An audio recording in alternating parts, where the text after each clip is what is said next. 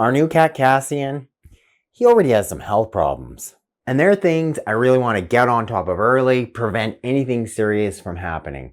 So today's video, we're going to be covering the 10 most common cat health problems, along with my safe, natural, and effective at-home remedies. Are you looking to learn more about natural pet health and wellness? You've come to the right place. Click the link to subscribe to Veterinary Secrets. And these are the most common cat health problems that I saw in veterinary practice. Number one, CKD or chronic kidney disease. This is one of the most common problems we're seeing in our older cats, any cat past the age of 10. And it's estimated upwards of 1/3 of cats past the age of 13, they're going to develop chronic kidney disease. And in general, it's something which we can't reverse. Once it happens, it's estimated upwards of 3/4 of the kidney function is gone. You want to do whatever you can to potentially prevent this from ever happening to your cat. My first suggestion, you want to ensure that you're feeding a cat a low phosphorus, high moisture content diet. Something like this dry kibble, 100%. You never want to be feeding this to your cat. Not only is it really moisture depleted, it's got relatively high levels of phosphorus. And one of the ways to know that, if they're including ground up bones in it, especially i.e. often the foods that have fish in them, they're going to be higher in phosphorus. And we know phosphorus, that is the single biggest important mineral which is damaging the kidneys, leading to kidney disease. Something like this, a canned or homemade cat food, which is not fish-based, ideally a single ingredient, high protein food. This is a canned turkey one. Rich in moisture, low in phosphorus, the ideal food for a cat to avoid kidney disease. I encourage you to minimize vaccines. We now think that there's a correlation between the vaccines our cats are getting, especially if they're repeated vaccines year after year, the production of autoantibodies, which then are damaging organs, specifically the kidney. So you want to look at a minimal vaccine protocol. We don't want to be giving our cats vaccines year after year. Last thing you want to do is be creating antibodies that are then attacking the kidneys. Consider adding in some type of anti-inflammatory supplement that can protect the kidneys against, say, immune-mediated damage. One simple, easy supplement, consider an omega-3 fatty acid supplement. We have our own krill oil supplement. You can also consider the fish oil supplements. My last point is you may want to consider some type of phosphorus binder. So something that's going to be into your cat's food that's going to bind some of the additional phosphorus. The easiest way to do that? Additional calcium. And that can come in a couple different forms. This is calcium carbonate, released as ground eggshell. And some of that calcium, it'll bind some of that phosphorus. You're looking at a dose of about an eighth of a teaspoon daily of this calcium carbonate supplement can do that. But also in our supplement, Dr. Jones's Ultimate Feline Health Formula, we have additional calcium, no additional phosphorus. So it can bind some of that phosphorus, potentially decreasing the likelihood of kidney disease. Cassian here, he is on this, or Ultimate Omega-3 Fatty Acid Supplement.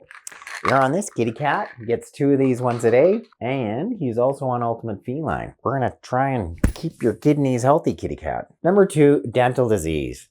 I'm bringing this up as number 2 because Cassian here, his gums are fairly healthy. He won't show you that. But his breath, it is not good.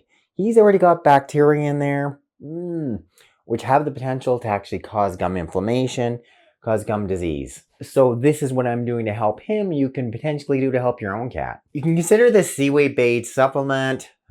In some places it's known as Plaque Off. There's a new one called Cleansident, but it's using a seaweed called Ascophyllum nosodum. It's really rich in iodine. Some of that high iodine content, it's killing some of the bacteria that are causing dental disease. I mean, ideally I would brush Cassian's teeth. That's not going to happen. It's a half of a scooper. This little scooper here, that teeny little amount per cat daily. Number 2, consider additional probiotics. Here's a good one here. Dr. Jones's Ultimate Probiotic Formula for dogs and cats. The composition of the bacteria that are within your cat's mouth, that oral microbiome, that plays a really key role in whether or not they develop dental disease. And for whatever reason, some animals, they just don't have the appropriate microbiome. So if you can provide some of that bacteria, you can potentially play a big role in preventing dental disease from happening. And I'm just starting Cassian on this now. So you need a good multi-strain probiotic formula. You want one with high CFUs, a high number of bacteria, somewhere between 3 to 5 billion per capsule, something like this. But what you want to do is just sprinkle them over top of your cat's food, because you don't want them to swallow it. You want some of the bacteria to be within their mouth or within their dental cavity, right?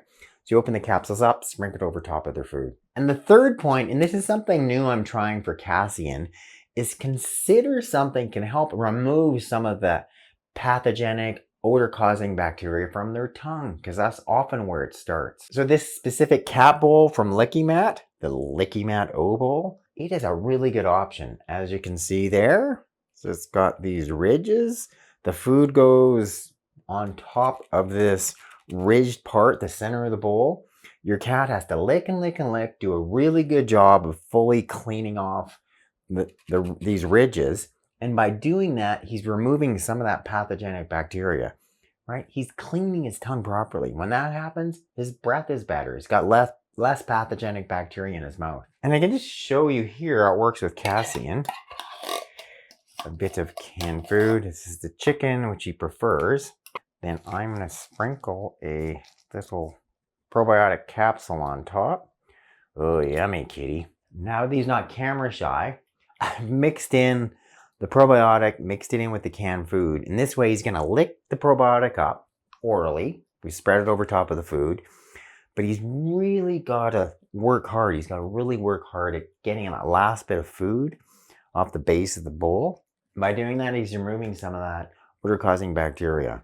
Number 3, internal external parasites. Things like worms, roundworms, tapeworms, fleas. Really common in our cats. I'm going to show you 3 options. First, diatomaceous earth, for fleas especially. It can be used within the cracks and crevices in your house. You're just going to sprinkle it in the corners, interrupting that flea life cycle. Do this once a week in your house. Number 2, you can sprinkle this natural mineral on top of your cat. What I like to do is take the diatomaceous earth, put it into a little spice bottle like this. This was coriander, no longer. It's now diatomaceous earth. And what do you have? You got this little opening. So you can then sprinkle it over top of your cat like this. Lightly sprinkle it. Then you're just going to use a flea comb to evenly spread it through his fur. Do this once a week. It's a 100% natural product. Diatomaceous earth is safe for our cats to ingest. And what it does, the fine microscopic shards, they pierce the outer exoskeleton of the flea, killing the flea. It can also be used internally for parasites. It's not as effective as external topical use for fleas. The standard cat dose, about 1/4 teaspoon per 10 pounds of body weight daily. The most effective internal dewormer, no question, it is the ground seed of this. These are ground pumpkin seeds. I just had dried ones that are unsalted from the co-op. I ground them in my little grinder here. The active ingredient in pumpkin seeds, curbitacin, that's the one which is specifically working on the parasites, acting as a natural dewormer. A standard cat dose, about 1/4 teaspoon, this amount here, per 10 pounds of cat daily. Typically, you're going to be doing at least once a day for 7 days, 70 days, and or 7 days on. Then the third natural insecticide, one I've never actually discussed for our cats, it's using this. None other than something that cats really like. This is an all-natural catnip oil spray. There are very few essential oils safe for a cat, and catnip is one of those. The active ingredient in catnip is nipetolactone, and it's a proven, really effective natural insecticide. So why I've never discussed it in the past, I don't know. I wasn't aware you can actually get it as a spray, but I found it as a spray, super excited. And if I had to choose one spray to put on Cassian to prevent fleas, this would be it. If Cassian were to go outside, which he's not, I would just mist him with the catnip spray. I would do that a couple times a week to prevent these little critters. There. Number 4, feline lower urinary tract disease. I mean, this is just so prevalent, and I felt like I saw cats a few times a week at least in practice for over 20 years. I mean, just so many cats having feline lower urinary tract disease. Primarily though in our cats, this is bladder inflammation. It's not an actual bacterial infection. We know a big underlying cause though is anxiety or stress. And then when you have a cat that is being fed this stuff here, like this dry only kibble, which is very moisture depleted, can be high in certain minerals such as magnesium and phosphate, which then can turn into crystals like struvite crystals.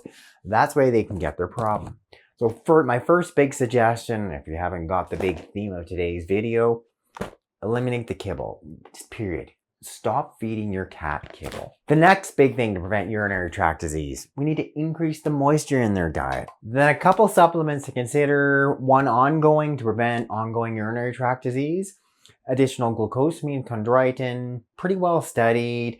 It can be pretty beneficial, decreasing bladder inflammation, helping increase the strength of the bladder lining, the bladder wall. One easy way to do that, a supplement such as ours, Ultimate Feline Health Formula, has additional glucosamine, has additional chondroitin. And then if there are ever bouts of recurrent bladder inflammation, which sometimes happens in our cats, especially our cats experiencing anxiety, our indoor cats, consider some type of cannabidiol product. So for instance, our Ultimate CBD for dogs and cats, this cannabidiol, the CBD itself, number one, it can concentrate in the bladder, decreasing bladder inflammation. That's what we want to do. Secondarily, it can also help manage anxiety in our cats. So as low as giving, a simple 1 drop a day, 3 milligrams per cat per day, that may be enough to potentially prevent this from ever happening to your cat. Never mind, it's also really good for our cats for arthritis. For any cats that are experiencing recurrent urinary tract disease, I think it's a great option. Gastrointestinal problems, vomiting, diarrhea, hairballs. Pretty common in our cats.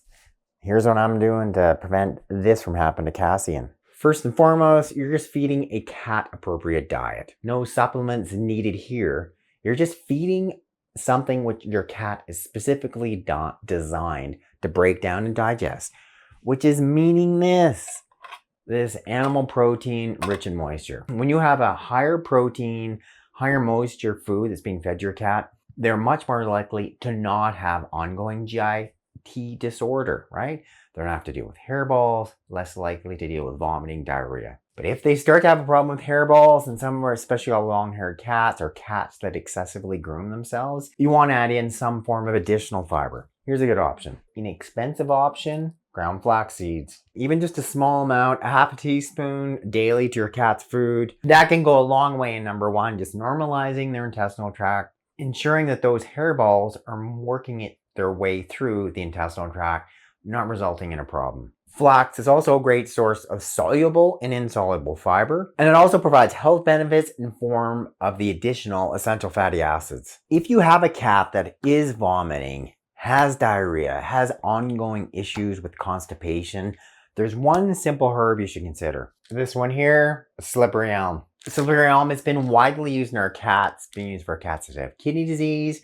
It's such a great antacid. He helps them feel less nauseous. Been used for cats that have constipation. Been used for cats that are vomiting. Used for cats that have diarrhea. It's really well tolerated. It's found in the ground inner bark of the slippery elm tree. Extremely safe. 0 known side effects. And this is really easy to give to your cat. You can just get the capsules here and 1 400 milligram capsule per cat a day. Just break it open, sprinkle it into your cat's food. Then the last other point is considering an additional probiotic like the one I just discussed, our supplement. A good multi-strain probiotic supplement, especially if you're dealing with ongoing GIT disorders. It could be that your cat was on something like this. You've been sent home on an antibiotic, say for urinary tract disease, which he probably didn't need, upsets his microbiome. He loses all those good bacteria. And then he just can't metabolize his food properly. He can't absorb it, he can't break it down, resulting in ongoing issues. So often then a good quality probiotic helps reverse some of those problems. And number 6, chronic respiratory disease, upper respiratory tract infections. So common in our cats. Primarily they're viral, most commonly caused by feline herpes virus, can also be caused by feline calicivirus, in some cases even chlamydia. Just really common in our cats. And some cats can have these chronically. I had one cat, he had it as a kitten, never fully cleared it. Similar to us having cold sores, and cold sores break out. You might see puffy, watery red eyes, nasal discharge. This guy's congested, he's sneezing. And I had my last cat, Cleo, it just was recurring. Poor guy, he'd get stressed, and sure enough, the herpes virus would come out. Runny eyes and sneezing. For acute onset, your cat starts to sneeze, it's happening again. A simple, easy home remedy? Honey. You can take a half teaspoon of honey, dilute it into water, give that to your cat. Do that daily for 14 to 21 days. Honey, it is great as far as number one, coating the upper respiratory tract. They're going to be less coughing, it's less irritated. Secondly, it's a great antibacterial and antiviral. And just those properties alone can specifically target the herpes virus, the calicivirus. Second, consider this product also of honeybees. Propolis is probably my go-to respiratory natural product now. It concentrates really well in the respiratory tract. It is a great natural antibacterial. It's got some really impressive antiviral properties, been well studied for respiratory disease, and it's safe for our cats. Standard cat dose, about 100 milligrams per cat daily. You want to give this somewhere between 10 to 14 days. These are 500 milligram capsules. So for a cat like Cassian, who's a little bit bigger, I would be inclined, if I can open this up, I'd be inclined to give him a half a capsule daily. And then long term, what you want to do is potentially eliminate that virus, especially if it's a herpes virus. And for many of the cats in veterinary practice, the one thing that seemed to help do this was getting them on this amino acid, L-Lysine. It's got clear antiviral properties, and for whatever reason, it has a specific affinity for the herpes virus. You're looking at a pretty typical cat dose, 100 milligrams per cat daily. You need to give it for minimum 12 weeks, more like 16 weeks. You can also get it as a paste. This is a capsule. It's 1,000 milligram capsules. You'll be giving a tenth of a capsule daily. You can easily give double that. It's going to do no harm, but just make sure you stick with it. Do a minimum of 12 weeks. Number 7, managing weight, specifically obesity. Well, I have an indoor cat, Cassian the cat. He's not spending a lot of time outside, spending no time. He does have a little catio outside, but he's not running around trying to hunt and do whatever. So he doesn't have a high activity level, and he really, really, really likes food. So when you have a cat that likes food, isn't doing a lot of exercise, what's that a recipe for? You're going to gain weight. So here's what I'm trying to do to help manage Cassian's weight. First and foremost, eliminate the carbs. He came and he was adopted while he was on dry cat food. Clearly, he really likes it. Like, how can you not be addicted to that glucose hit from that simple carbohydrate? But more than anything, this is what contributes to increased weight in our cats. So if you got a cat that's at all even close to being overweight, preferably don't wait till you get there. First, eliminate the dry kibble. Like, no more kibble, no more simple carbohydrates. Get your cat on what he's designed to be on. I think you get a theme of today's video. Protein. We want moisture-rich, ideally single ingredient protein like this. This 100% cage-free canned chicken. And by feeding your cat this, you're eliminating that simple carbohydrate. He's going to have a much more normalized metabolism.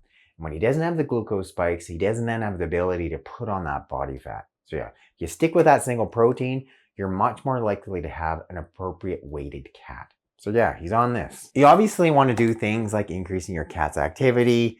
We've somewhat taught Cassian to fetch, and he is a lot more active than he was even 2 weeks ago. But here's a couple other supplements to consider which might help. May help increasing metabolic rate, green tea. A small amount of green tea, just given once a day, offers the ability to increase your cat's metabolic rate. It's a teeny little fraction of caffeine. It's going to do no harm to your cat, but it may actually be enough just to help him normalize his weight. All the associated risks that go on with your cat gaining weight, it can mean fatty liver disease. It can mean diabetes. It can mean increased chance of arthritis, increased chances of heart disease. You want to maintain as normal weight as you can. You can just brew up a daily cup of green tea, kind of like this. Let it sit, steep and cool for about 20 minutes. A typical cat dose, and I've been doing this, starting to do this daily with Cassian. 1 tablespoon mix into his water twice a day. And the rest of the green tea, I drink. Good for me, also good for Cassian. The third thing which may help, it's being used by athletes because it can help build muscle mass, plays a role in increasing metabolic rate. This here, colostrum. Colostrum, mother's first milk.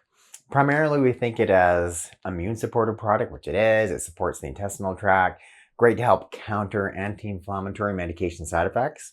because it does such a good job of essentially coating and repairing any intestinal lesions. But it also, there's all these other different ingredients in colostrum, and one of the ingredients actually can boost and increase metabolic rate. What we're seeing with these athletes, it increases muscle mass, helping increasing metabolic rate. May also help increase the metabolic rate of your slightly overweight cat. Simple colostrum dose, about 100 milligrams per cat daily. Number 8, this is something pretty dear to my heart because my last cat, Murray, he had this, diabetes. So to prevent your cat from ever becoming diabetic, probably that's one thing you need to know. Do not want Cassian to become diabetic. If your cat is on this again, this dry kibble, get him off the kibble. Like more than anything else. This dry, high carb food, this dry kibble, that is what's going to turn your cat into becoming a diabetic. You have our cats, which are not designed to digest carbohydrates, right? They don't have all associated enzymes that our dogs have. They don't have oral amylase. They don't have oral lipase. They lack other nutrients, other enzymes in that were designed to break down and store glucose. They don't have those because they're meant to digest and break down and use protein as a source of energy. So if you keep feeding your cat this stuff, right, he's not designed to break it all down. He's going to have these marked spikes in glucose because he doesn't have the associated enzymes. He can't metabolize all these carbohydrates. And when that happens, his cells can become overwhelmed. All of a sudden, they can't respond to the insulin properly. There's too much glucose there. What happens? You turn your cat into a type 2 diabetic, right? Very much the same thing that's happening to many people. And in fact, with many of our cats, once we eliminate the kibble, get them on like the high protein canned cat food, I was seeing over 50% of our cats in practice responding just to that. Most of these cats that were diabetic, they had to start on insulin, but somewhere between 1 to 4 months, they could come off of insulin. Especially if all the carbs were eliminated, it was just high protein canned cat food. Right, kitty? Number 2, add in additional chromium. This is one mineral that's been widely studied, potentially being beneficial for our cats that have diabetes. And it's in many of the veterinary foods that are specifically designed for diabetic cats. Even like 20-something years ago, probably almost 30 years ago, it was introduced. So we know it can be beneficial for our cats that are diabetic. But an easy way to add in additional chromium, as well as adding in additional protein, get some of this inexpensive brewer's yeast. High in protein, high in B vitamins, high in chromium, right? The dose, somewhere between 1/2 to 1 teaspoon per cat daily. So if Cassian were to be a diabetic, he'd also be on this brewer's yeast. What I wanted to mention is this. It's a new product called Peptodia. It's an oral hypoglycemic specifically targeted for a cat. Very safe. It's got some great studies showing it to be effective. So it's isolated, a nutrient that's isolated from milk, and you want to try help your cat naturally. Number 9, liver disease in our cats. In particular, for the most common type of liver disease, hepatic lipidosis or fatty liver disease. There are an array of other different liver diseases like cholangitis, cholangiohepatitis, etc. Unfortunately, pretty common in our cats. So what can you do to help your cat? Back onto our theme of maintaining appropriate weight. We don't want our cats to be overweight. And by the big thing we can do, prevent that from happening, I'm going to get rid of this stuff. Kibble. And what are we feeding them? Right? High protein, high moisture. You keep them at an appropriate weight. They don't have all that weight to be metabolized, which can happen if they get sick and they stop eating for 2 or 3 days. So all that fat can infiltrate the liver, causing fatty liver disease. Point number 1, we're going to maintain their weight and appropriate weight as best we can by eliminating the kibble, high protein canned or homemade cat food. Right, kitty? And that could also include raw food. If your cat is to ever get liver disease, specific fatty liver disease, hepatic lipidosis, the most important treatment, first and foremost, is your cat needs to start eating again. So it isn't something you can just kind of watch and offer him stuff. He needs to be force-fed, and more than any other supplement or anything else beyond that, is they need to have nutrients going back into them again, and they don't want to eat because they feel nauseous. So that means these cats need to be force-fed. In some cases, they need to have some type of feeding tube put in place to get them eating again. But there are some additional supplements to consider which can help speed up healing of that liver. Things like milk thistle at 100 milligrams per cat daily. SAMe or S-adenosylmethionine about 50 milligrams per cat daily. Dandelion root, it's another great option. It just so happens that we have a specific liver support formula which is very effective for our cats, which includes milk thistle, which includes SAMe, which includes dandelion root. Dr. Jones's ultimate liver support formula for dogs and cats. The number 10, cancer. Unfortunately, cancer, it's on the rise in our cat population, and it's estimated upwards of 1 in 5 cats can develop cancer. Clearly, it's multifactorial, meaning there's many potential things that can cause cancer. There's a few things potentially you can do to give your cat to potentially prevent this from happening. We know cats can develop a vaccine-associated sarcoma, a vaccine-associated cancer. So what do? You minimize the number of vaccines they're getting, right? Makes sense to me. Decrease exposure to certain toxins. Like, don't keep giving your cat, regular flea and tick medications, especially if they don't need them, right? They groom themselves incessantly. They're really clean animals. They're ingesting all of that. So you got to think, if you sprayed yourself, once a week with a flea or tick product and then ingested all of it, you're probably more likely to get cancer. The very same principle applies to cats. Preventive supplements you may want to think about potentially prevent your cat from developing cancer. There's a lot of good research going now on with this colostrum. Probably, if anything, it's this less appreciated immune supportive supplement, which we're now seriously looking for its potential uses in terms of both prevention and cancer treatment. It's just such a good all-around immune supplement. Really safe, potentially really beneficial, right? So maybe if you got a cat from a breed of cats more prone to cancer, you may want to think about having additional colostrum, 100 milligrams per 10 pounds of cat daily. If your cat is to ever get cancer, there are a number of other supplements you want to consider which have been specifically studied for cancer and are being used in our cats. Number 1, some of the medicinal mushrooms. The one with the most research is this one, turkey tail mushroom, turkey tail extract. Now, it's being used for lymphoma. It's being used for an array of the different internal cancers. Well tolerated, very safe, potentially very effective, really good at supporting the immune system. Standard dose is about 100 milligrams per 10 pounds of body weight daily. Think about using this, the sleep hormone, melatonin. Melatonin, it's a very potent antioxidant, and it just affects so many different cellular mechanisms going on in the body. So it's now being especially well studied for cancer. We know that it works well in conjunction with chemotherapy, works well in conjunction with radiation therapy, with some of the conventional treatments for cancer, and can make them more effective. In fact, I was just reading one study where they were looking at a cat that had this serious type of mammary cancer or breast cancer. It's metastasized and spread. They know there's virtually no chance of survival after a year. When they put that cat on additional melatonin, all of a sudden, that cat lived so much longer than was ever expected, all because of the melatonin. So they think, obviously, it plays a big key role in how the cells respond to cancer, how the immune system is able to target those cancer cells. And what they're seeing is some really good results. It's especially safe. We can look at a pretty typical cat dose, say about 2 milligrams per cat daily. You've got a cat that's got cancer, especially say something like mammary cancer, I urge you to strongly consider additional melatonin. Then think about some of the other additional cannabinoids. The medicinal cannabinoids found in the cannabis plant that are non-psychoactive, non-THC. There's CBD, CBC, CBG, CBN.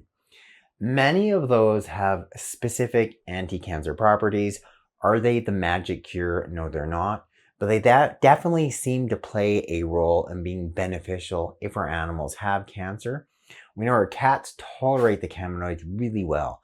So if I were to have a cat that has cancer, like knock on wood, I don't, I would definitely get my cat on a multi-cannabinoid blend.